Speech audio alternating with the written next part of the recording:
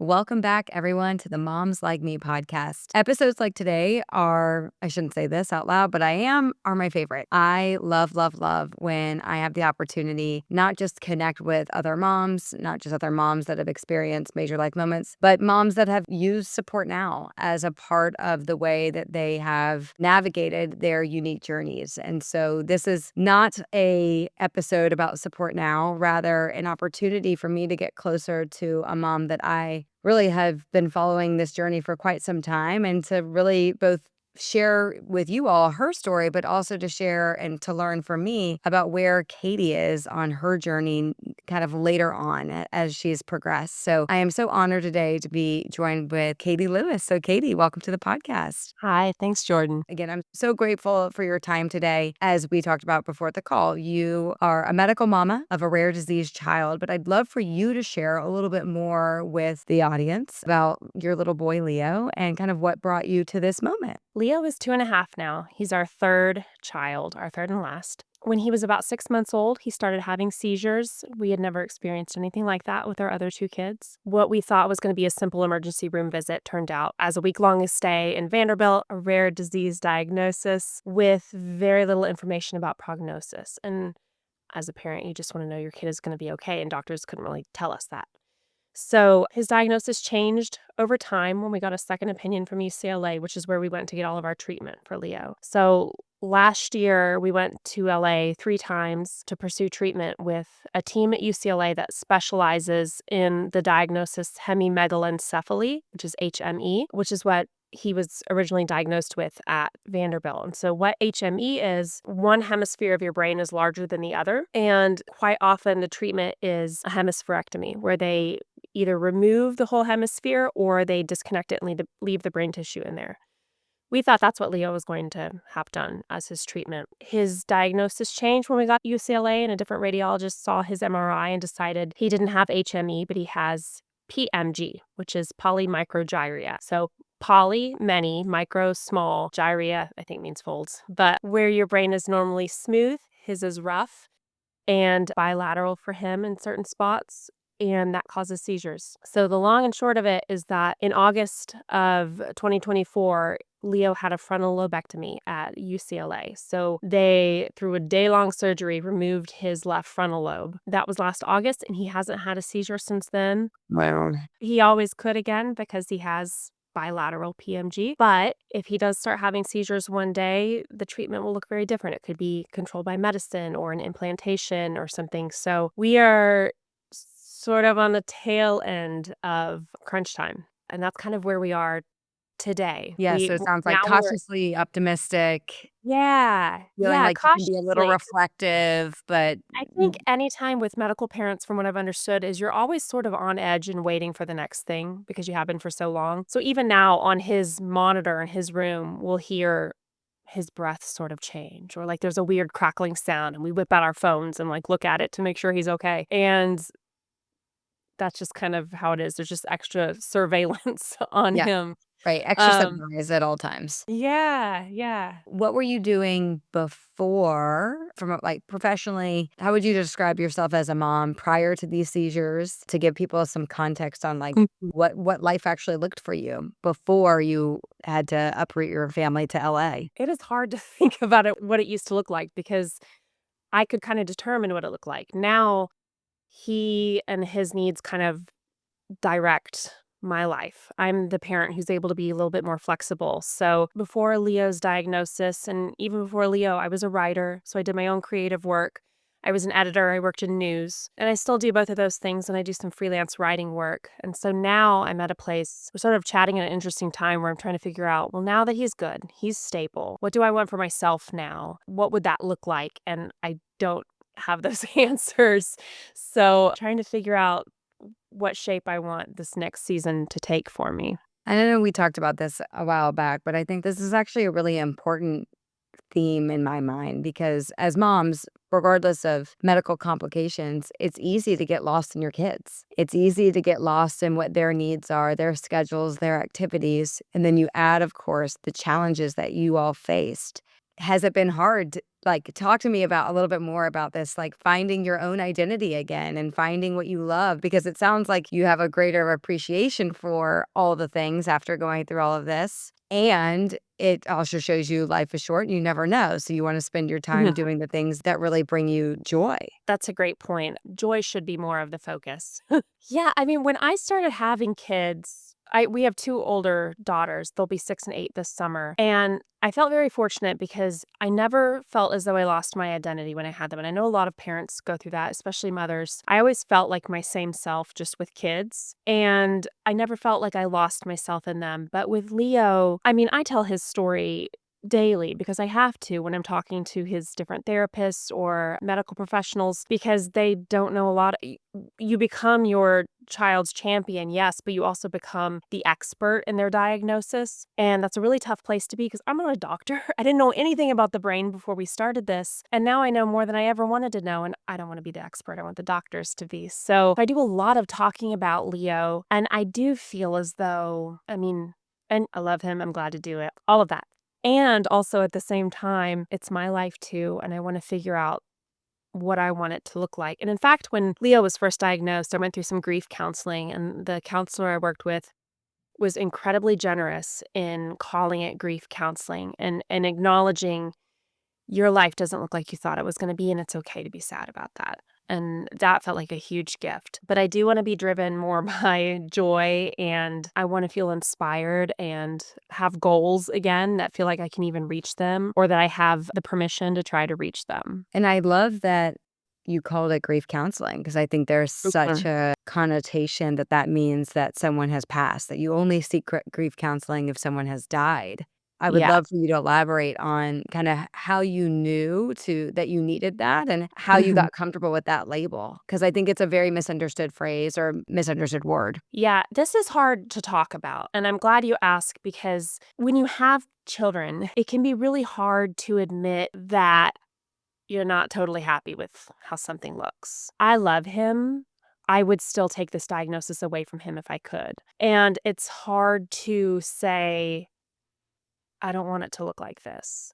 I want things to be easy for him and him to be challenged by like normal things. Like I want him to have to, speak publicly or do something that would normally challenge us instead of being held back by limitations that he has no control over. That feels grossly unfair. Also, at the same time, I love being a parent, but I also want my kids to move out one day. And we don't know, will he ever live on his own? Will he go to college? Will he hold a regular job? We don't know what that future looks like for him. Whereas with our other kids, maybe they won't do any of that either, but it feels like there's more possibility for them. And so the counselor I worked with was very clear about, no, you can be mad because you want your kids to move out. You want them to flourish. And then you want to have your life again where you're not just parenting every day. It feels selfish to say that, but it's true. I want to have another season of life again. We want to travel. We want to enjoy each other. And instead of just, walking through the house and seeing all the mounds of toys everywhere, we want to have a life again. And so that future we thought we would have kind of died or might look different helps me, I think, accept it too. I wanna applaud you for just saying that out loud. I think there's so much pressure to Mhm. not say that out loud because we convince ourselves that this is God's plan or this was designed for me, and Mhm. therefore I must accept it.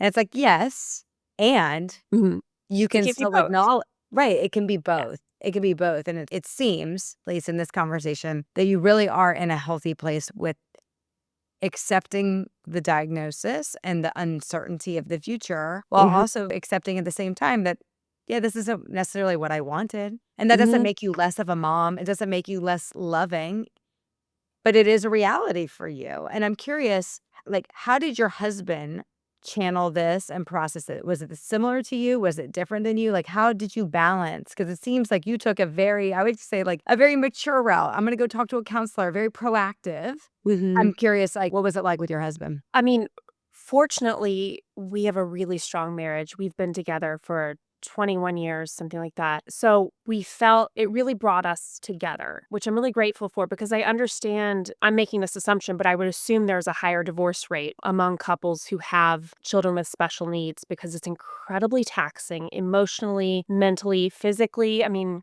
I'm schlepping Leo around to all of these different appointments all the time. My husband and I could speak really honestly about what we were feeling. We could say all the scary things to each other and know that neither of us was going anywhere. We could say the scary things about that we were feeling about Leo, knowing that both of us still loved him and wanted to be his parents and everything. Yeah.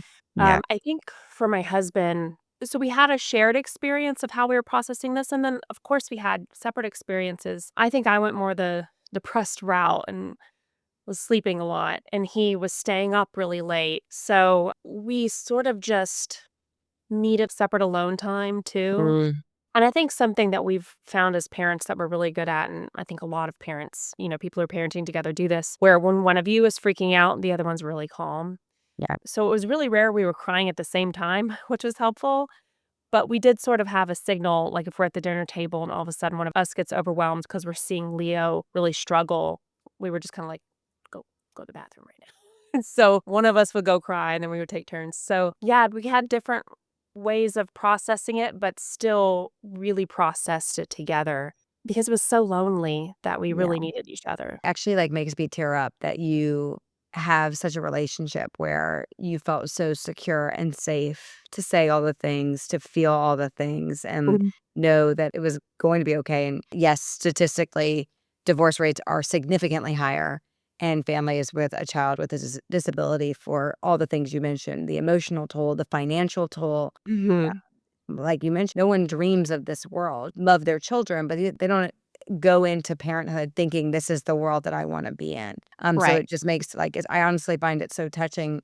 It's funny. I always poke fun of people that talk about their spouse as their partner in crime. I'm always like, what crimes are you committing? Like, what? Like, no, what? Like, it's such a funny phrase to me. And instead, what I often say is that, I work with my husband. And so it is not the same, but I call him my co pilot.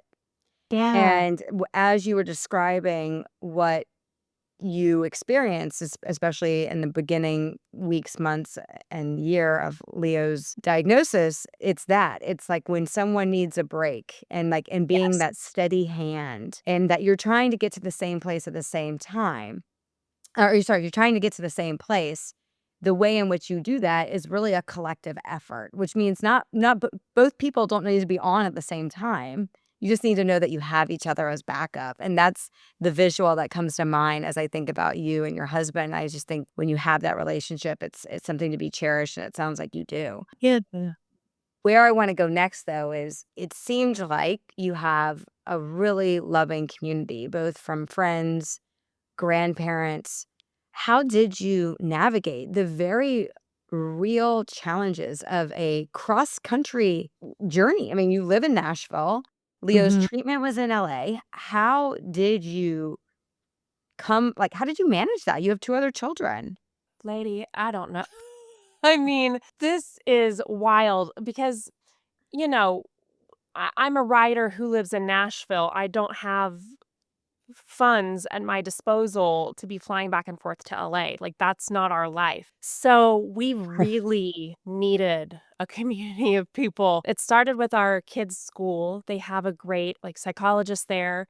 They go to a Montessori school, so the classrooms are lumped together. So one of our daughters had the same teacher for 3 years. The other daughter was 2 years under with her teacher. So they had these really strong role models that they were comfortable with and that we were comfortable with sharing our story and being like, "Look, we're gonna be gone for like a month and our young kids are gonna be home." And they were able to stay in our home. My parents came and stayed with them. Our And how dog old went. were how old were Aviva and Maya at the time? They would have been, I guess, 4 and 6 Yeah, when so this young. started. Yeah, really young. Yeah, Okay. yeah, and we had really only planned on going to LA once, getting it over with, and coming back. We still would have been there for 3 or 4 weeks, but the Yeah. first time we went, Leo was too congested for anesthesia, so they sent us home, and then we went again, and his MRI looked different, so they gave us a new diagnosis, so they didn't have a treatment, so we went back home. Like, we're not going back and forth. We're just not people who do that. So, relying on our parents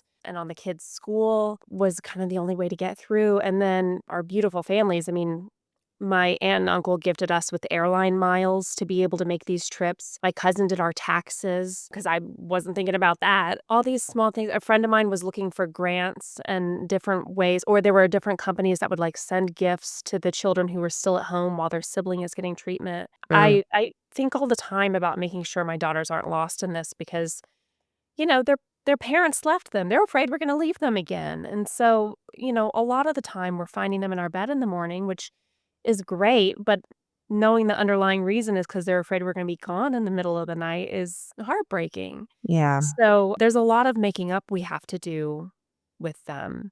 So I wanna come back to that in a second, Mhm. and I'm curious, how hard was it for you to accept the help from the people around you? Was that something that came Ugh, natural to you, or no, was that okay. no. It was so uncomfortable. So, it still really is really uncomfortable to say, "I can't do this on my own. I need help." Like, I just feel, like, disgusted even saying that. It feels weak. I know it's not. Objectively, I know it's not. I would tell a friend that they were strong and brave and could count on people, but I deeply don't like that. And when Leo was first diagnosed, I didn't want anyone to know, not out of embarrassment or anything, but just I'm so private with my children, and I don't want them, treated any differently because of something that they can't help. And so putting Leo's story out there and saying, "And we need help with this," is feels gross. It's really uncomfortable, but I know that it's necessary. Also, I never want him to feel like we're ashamed or embarrassed of him because we're not. Like, that's my buddy. Like, he's my guy. So I'm so proud of him, but it's hard to ask for help. Yeah, it is. It's so hard. It's rooted in shame as if we Yeah. should be expected to do things like this. I describe women like you as like these extraordinary, ordinary women, but no one was designed to figure this out on their own. Once you realize that this is an extraordinary circumstance, oftentimes you can get more comfortable with the situation. It's not as if you failed at something. It's like, no, these were the cards you were dealt, and therefore now you have to rally your village. Yeah. Back to the girls really fast though, you mentioned earlier around this kind of like this fear that you're gonna leave again. What has been that process of building trust with them and communicating with them? It sounds like they had to grow up not more quickly, but it sounds like this was a opportunity for them to see life a little bit differently, to see their relationship with y'all a little bit different. So Mhm. what has that been like? What are some of the tactics that y'all have used to strengthen that relationship, to help them explain what's going on while also in some ways allowing them to preserve their youth and their innocence on some of these things? Yeah, we were really open with them from the beginning about what Leo's circumstances were because if for whatever reason we stepped out of the room when he's playing on the floor, we needed them to know what a seizure looked like, and I hate that. I hate that for them, that had to be part of their childhood was looking out for, like, the life or death of their brother. Shouldn't be that Yeah. way. And so they knew what was going on and what to look for. While we were in LA, we made sure that we FaceTimed at the same time every night so that they could rely on us to be there. One of our trips was in February, so I gotten together, like, Valentine's gifts for them, for my parents to give them. One thing that I really like that I did is I wrote them what I called love notes. So they each had a Post-it note every day with something that I loved about them, like, "I love what a good friend you are," or "I love how hard you work in math," or whatever it was, so that they had some words of encouragement from us. We had books sent to them. We tried to give them not overload them with gifts, but make them feel remembered and cared for. Also, during the day while we were in LA, I would write down things that I wanted to tell them so we didn't just get on FaceTime and stare at each other. And silly things like the sidewalk had, like, sparkles in it, and one of my daughters I knew would love that. Or I saw a dog wearing rain boots, so we told them about that. The way it looks now is they know that Leo's doing really well, and they are obsessed with him like we are, so he's talking more and more, so now they can build a different kind of sibling relationship, which is really fun to see. But, Leo goes to daycare during the day, even during the summer, and my daughters are home during the summer. So this is like after we're done chatting, I'm gonna go out and play in the little inflatable pool with them and just trying to have moments that feel like are just about them without their little brother tagging along. And I would do that even if he didn't have these circumstances because the age difference is such that there are things they want to do that he can't do because he's 2.5. So I'm just trying to, I guess, prioritize them and their needs and make them feel safe and secure and loved and all that good stuff. It's so true, though. It's especially when you have 3 children, really anything more than 1. It's so hard to get Ugh. one-on-one time with your kids. Mhm. Quality time. And to your point, it doesn't have to be some crazy trip or dinner, like, it can be simple, but trying to connect with our children even for 5 minutes just one-on-one. Yeah. You do have to be so intentional with that. You do, and I remember so for our daughters, we didn't know what sex we were having, and so when we had our 2nd daughter, I kind of flipped out in the hospital and thought, "Oh my god, I made this big mistake. Now there's 2 girls, they're always gonna be compared to one each other or to one another. I've ruined Aviva's life." I mean, really, after By the way, those are, like, so clearly things that you felt like, think of, like, with everything you've gone through with Leo, now you're like, "What was I worried I about?" know, those are small potatoes. Yeah, really small But, thing.